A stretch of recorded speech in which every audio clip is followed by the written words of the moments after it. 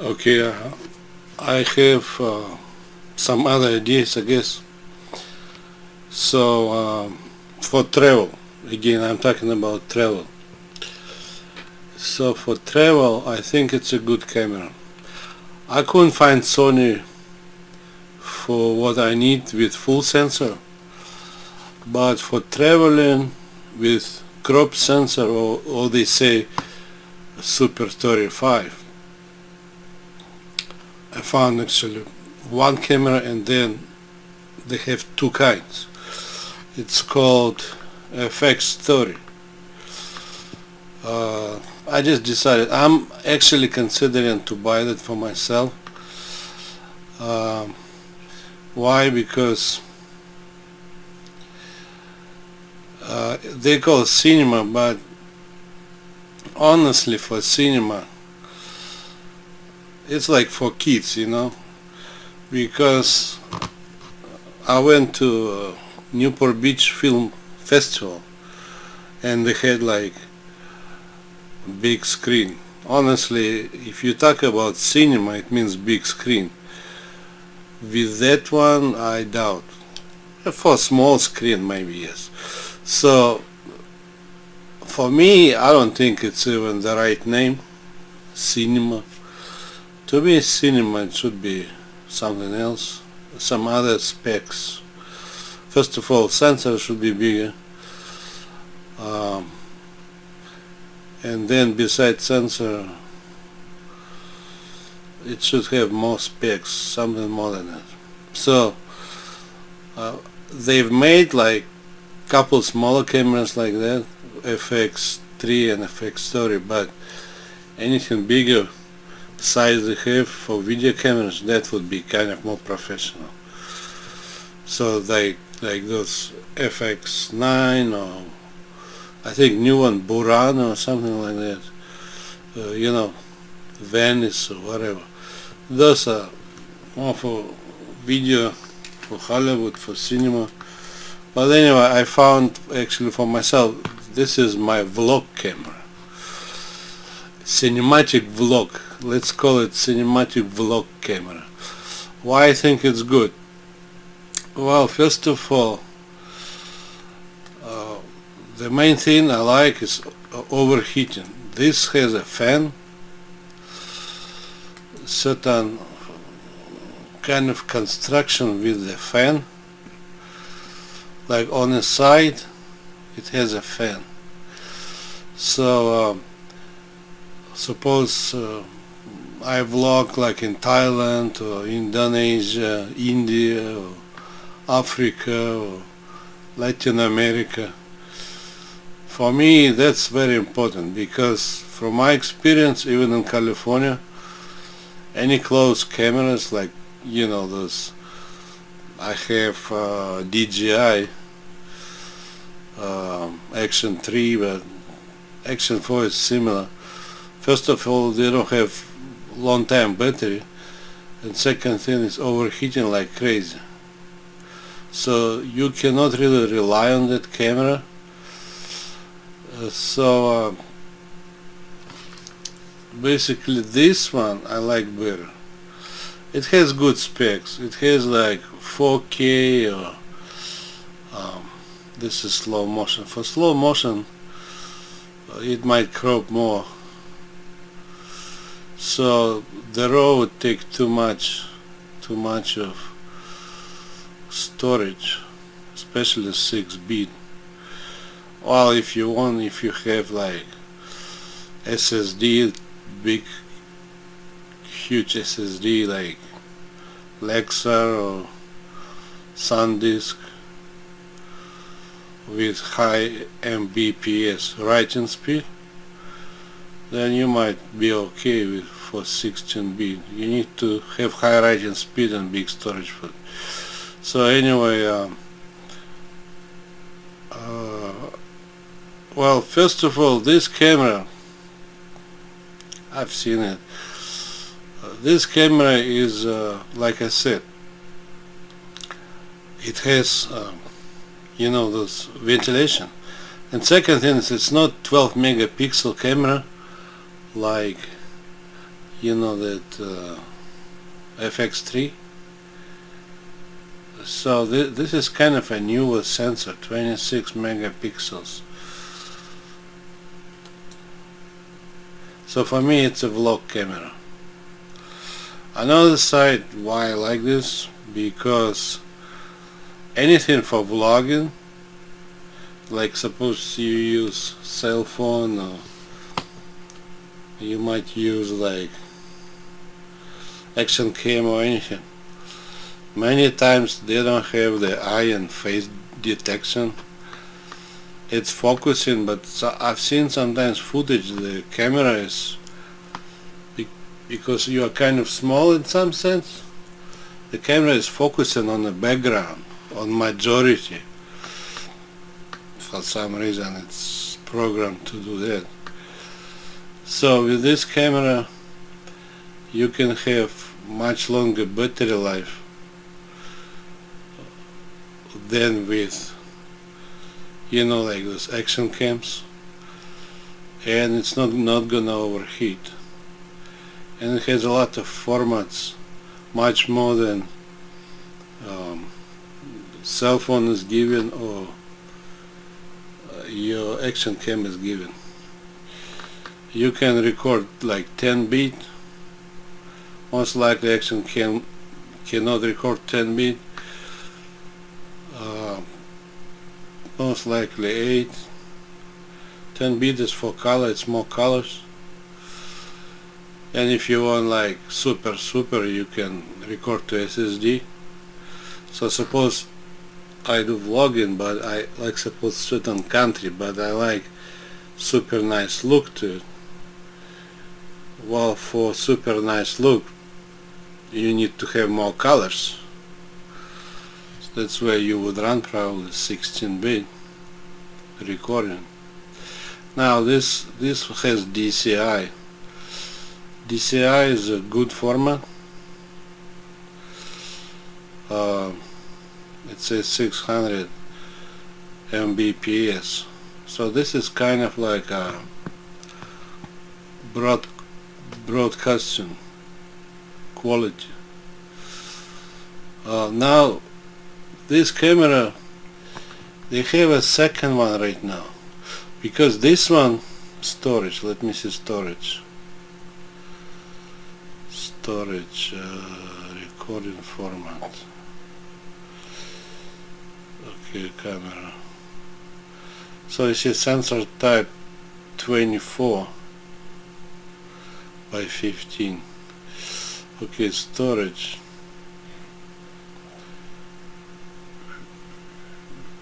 Exposure. Okay, USB interface. It has built-in stereo microphone. But I would use better wireless noise reduction.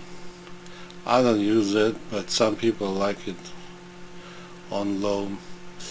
Okay, let's see, image. It has image stabilization. So this is not really like cinema cameras.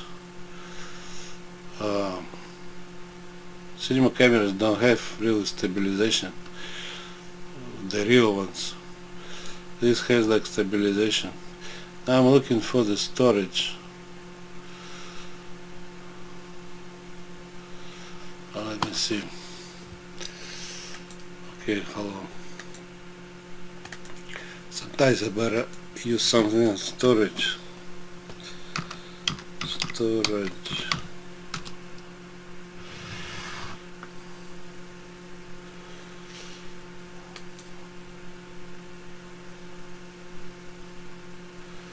I like it actually B&H. They have like in a short way and very fast to find. Okay, let me see.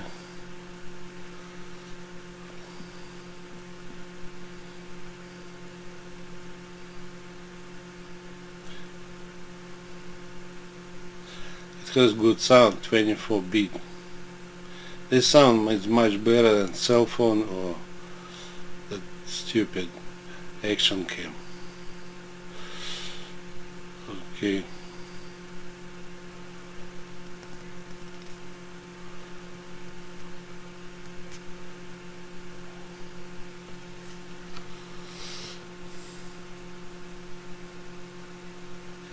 And autofocus phase detection.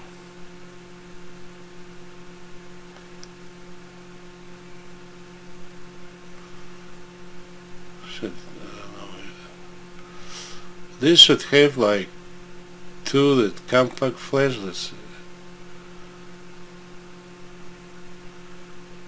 This dual slot. You see this one?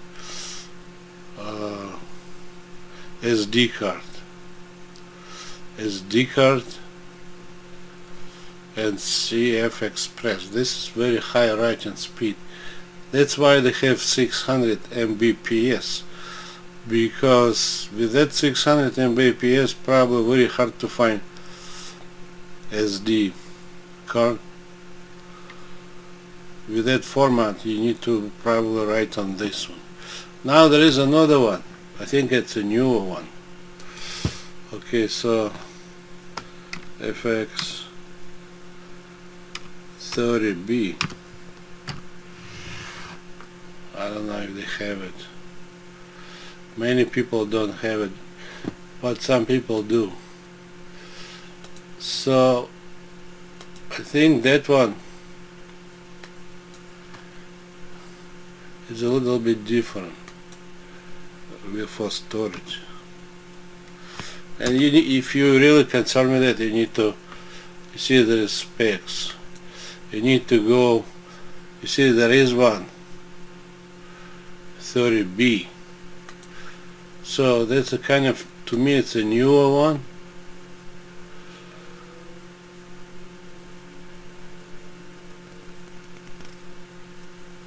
You see on the top, FX30B. So, but I think this one recording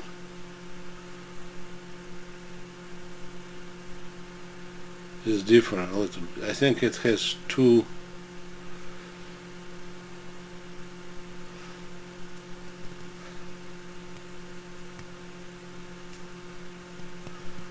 It has two cards, those Express.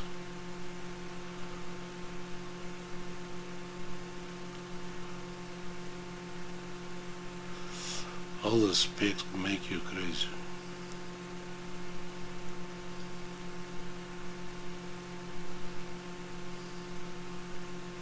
See? Again, I didn't see that. Oh no, okay, here. Media, it comes on the media. So FX Express SD.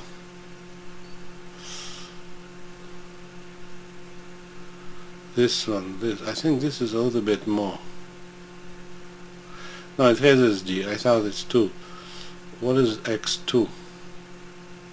SD card X2. Is it like 3 altogether or what? So I don't know, but I was checking. I'm still checking. Look like many companies selling that equipment, they don't have that model. It's here and there. Like some companies they do have. To me it's a newer model. I would actually consider that one. But it's hard to find why it's so different.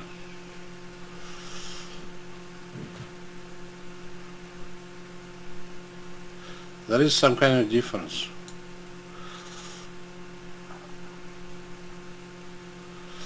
Anyway, so but if you want, you just go through it, yeah, because I'm just telling there is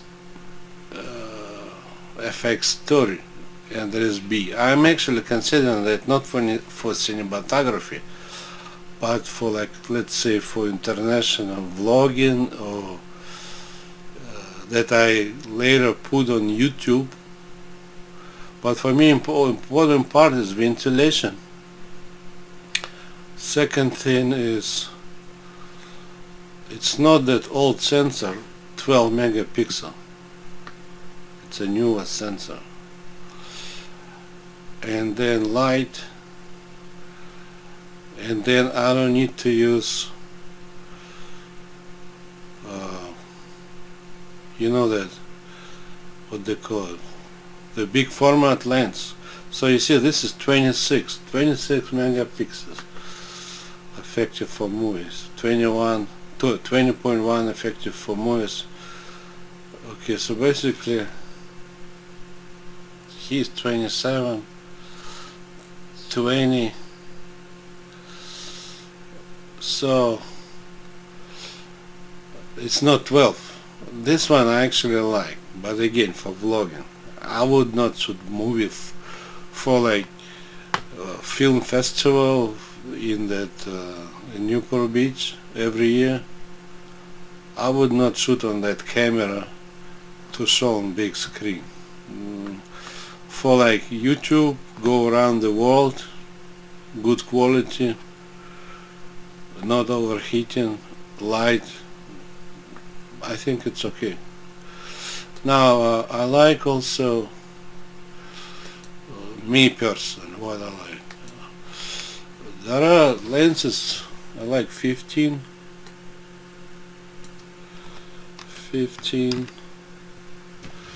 like this 1.4 G lens. This is for actually crop sensor. So why I like, because this one G series, it's kind of, they're sharper and they have those, you know, ED glass or super ED glass, and let me see. So that 15 millimeters with 1.4, if you multiply by 1.5, it will be over 20, I think 22 or something. So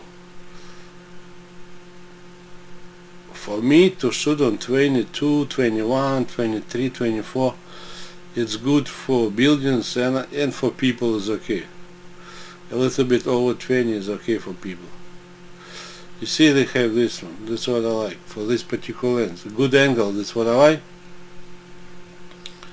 And it has a good aperture, 1.4, that's what I like for the night. For lower ISO, it has this one. Okay, Super ED 2. This is Super ED glass, and there is Super ED and then ED. So this is 3 ED and that's Super ED. So at least 2. I like 2 or 3 when they put 2, 3. And then it's spherical.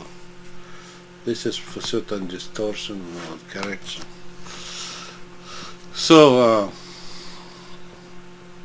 overall I do like that lens. They have those G like that, G Master I think they call them. Have G Master and then they have G. But I couldn't find G Master for that compact size, but still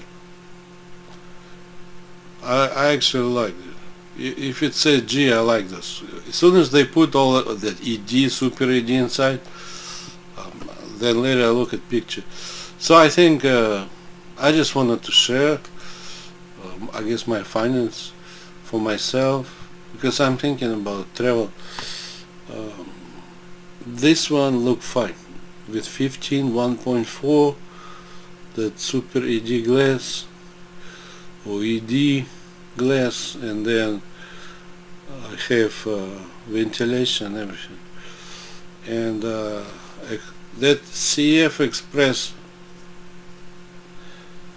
you need to look at certain formats. If it says 600 Mbps, probably you need to use most likely you need to use CF Express, otherwise there is it's very hard to find cards like that. Normally it's even 250 is kind of too much.